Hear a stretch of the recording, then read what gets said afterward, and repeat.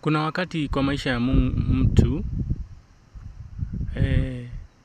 wakati ambao mtu hujihisi akiwa chini, akiwa pweke, akiwa hoi, akiwa peke yake, kana kwamba, anahisi kana kwamba Mungu hamsikii.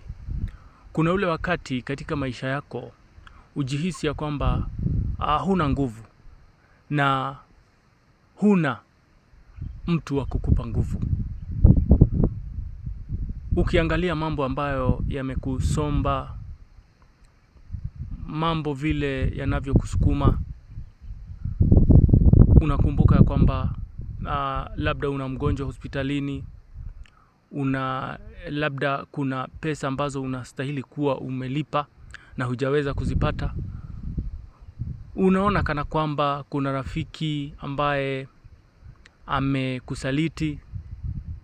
Unaona kuna wakati ambapo labda mahali ambapo ulikuwa umetegemea ama kipato chako penye unapata, unakuta kwamba pamefungwa.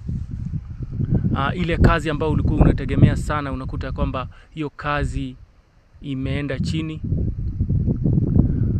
Na mambo mengine mengi ambayo hufanya mtu kujihisi akiwa pweke ama kujihisi akiwa hoi.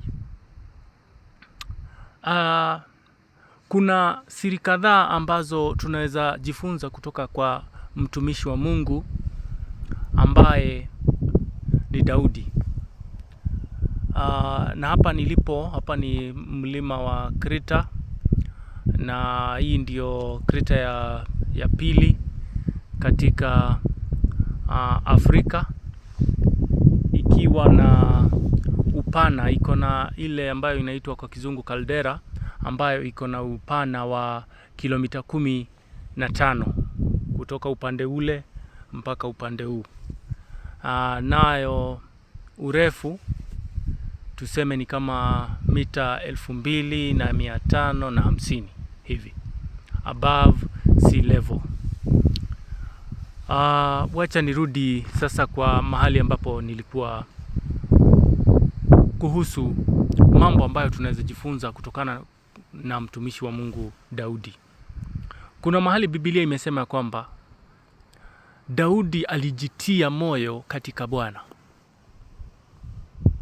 Alijitia moyo katika Bwana. Kuna mahali pengine Daudi alienda akaangalia, akaona ya kwamba, akajiuliza, alienda akatazama milima, akatazama mali ambayo alikuwa nayo, akauliza, msaada wangu utatoka wapi? Akiwa katika roho wa Mungu akajua ya kwamba msaada wake unatoka kwa Mungu ambaye aliumba mbingu na dunia. Hayo ni mambo ambayo ni muhimu sana katika maisha yetu, tukijifunza kutokana na mtumishi wa Mungu Daudi. Kuna wakati ambapo Daudi alikuwa anasombwa maadui wake. Akiangalia mbele ni adui, akiangalia nyuma ni adui, akiangalia kando ni adui. Lakini Mungu alimpa ushindi, manake alijua siri. Huo wakati ambapo uko chini, jipe nguvu katika Bwana. Tafuta maneno ambayo yatakupa nguvu ndani ya moyo wako. Hivyo ni kusema ya kwamba nena na moyo wako wewe mwenyewe, na uambie moyo wako ya kwamba ninajua unapitia hali ngumu, ninajua uko chini, ninajua uko katika hali ambayo sio ya kuridhisha, ninajua huna nguvu. Jipe nguvu moyo wangu. Moyo wangu amka, inuka na umsifu Bwana. Kama vile Daudi alikuwa anavyosema ya kwamba moyo wangu inuka na umsifu Bwana. Usiyasahau mema ambayo amekutendea. Mtukuze Bwana. Moyo wangu jipe nguvu.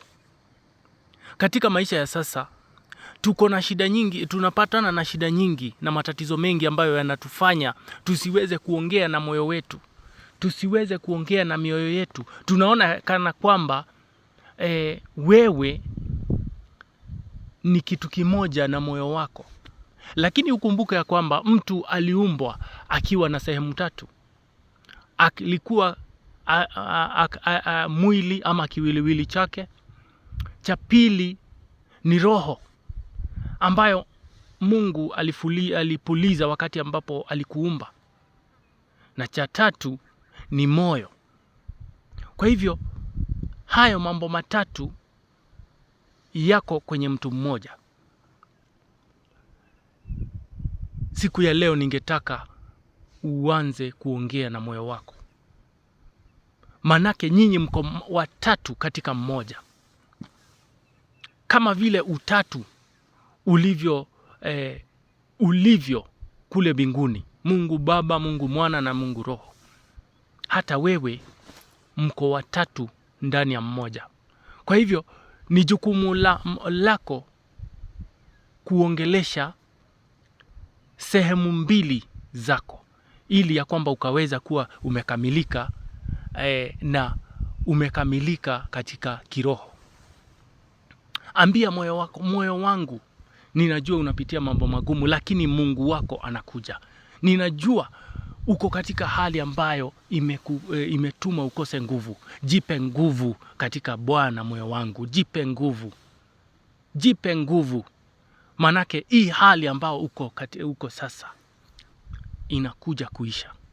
Hii hali ambayo ni ngumu, Bwana anakuja kukurehemu, anakuja kukutoa. Kwa hivyo jipe moyo. Wacha kuangalia vile mambo yalivyo.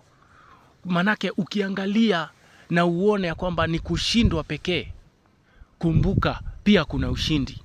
Mahali ambapo kuna ushinde, kuna ushindi. Mahali ambapo panaonekana kuna kushindwa, hapo pia pana ushindi. Mahali ambapo kuna ukavu, hapo ndio bado kuna nguvu. Kwa hivyo Mola akusaidie, na kutoka siku ya leo anza kuongelesha moyo wako. Pea moyo wako nguvu, manake naye Mungu amekupa nguvu. Amekupa nguvu unenee roho wako, na unenee moyo wako, na unenee mwili wako. Kwa hivyo una kibarua kile kigumu ulicho nacho ni cha kuongea na wewe binafsi. Ongea na moyo wako, naye Mungu atasikia akiwa mbinguni. Na ile sehemu yako ambayo iko chini itainuka tena.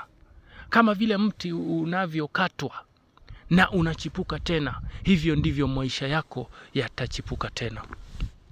Usijali hata kama umedhihakiwa, usijali hata kama umepitia hali ngumu, usijali. Ongelesha moyo wako. Jipe nguvu. Jipe nguvu wewe mwenyewe, kama vile Daudi alivyofanya. Jipe nguvu na utaona ushindi wa Mungu katika maisha yako. Ni asante.